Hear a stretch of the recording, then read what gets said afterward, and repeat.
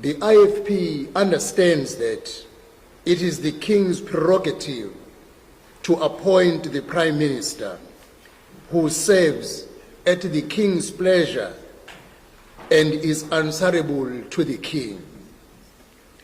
If His Majesty is concerned in any way by his Prime Minister's conduct on any occasion, that is for His Majesty to address.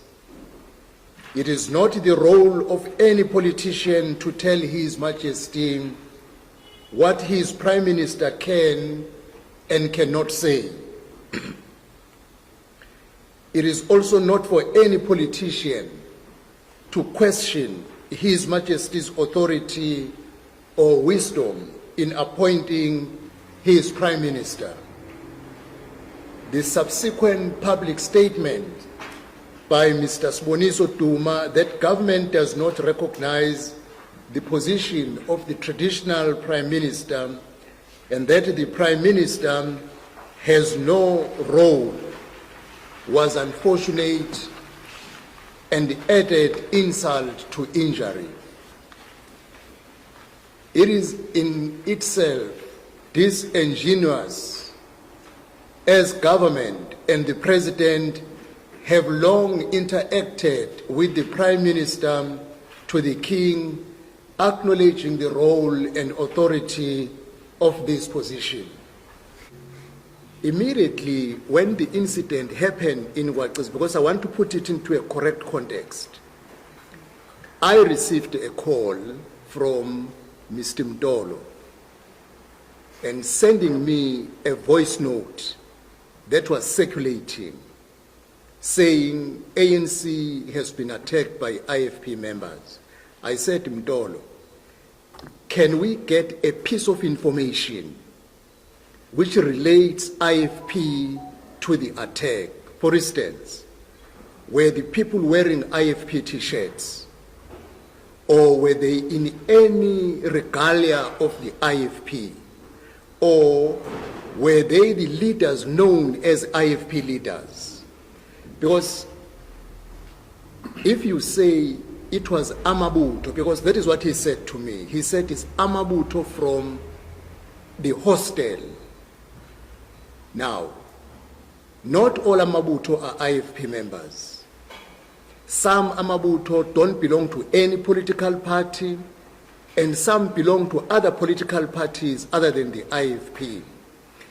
And even now, we want to appeal to the leaders of the ANC, because if we rely on a voice note which does not substantiate, we will create a situation which we really don't want in our community, in our society.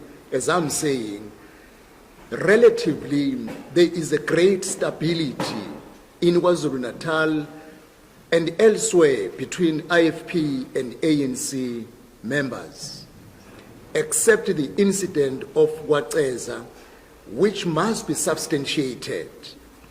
We will take a full responsibility as the IFP if there could be proof presented before us that, look, these people are wearing your t-shirts, or a regalia associated with you, or are the leaders whom we know are IFP leaders. But if you don't present that, only rely on a voice note, we think it's reckless and irresponsible. When the Prime Minister was stopped, he had not said anything, because we were all surprised that why is he stopped? Because he hasn't said anything which is tantamount to abuse of the podium. And probably if we can hear what the Prime Minister was going to say, we can only make a judgment on the basis of the statement that this was an abuse of the platform, but he had not said anything. In an environment where freedom of speech is allowed, as we were celebrating the Human Rights Day yesterday, freedom of speech, as long as you do not denigrate other people, should be promoted. On that day, there was not a single word which was equal to denigrating anyone, except when he started mentioning Mtolo, then the mic was taken away. Any conclusion of abuse of stage might be premature because he had not said anything. If he says, I apologize, what are you supporting him as having done something heroic? Actually, there is nothing. Now, when they say if he continued to say what he was about to say, there was a disruption of the event, how did they know? How did they know? Because he had not said anything.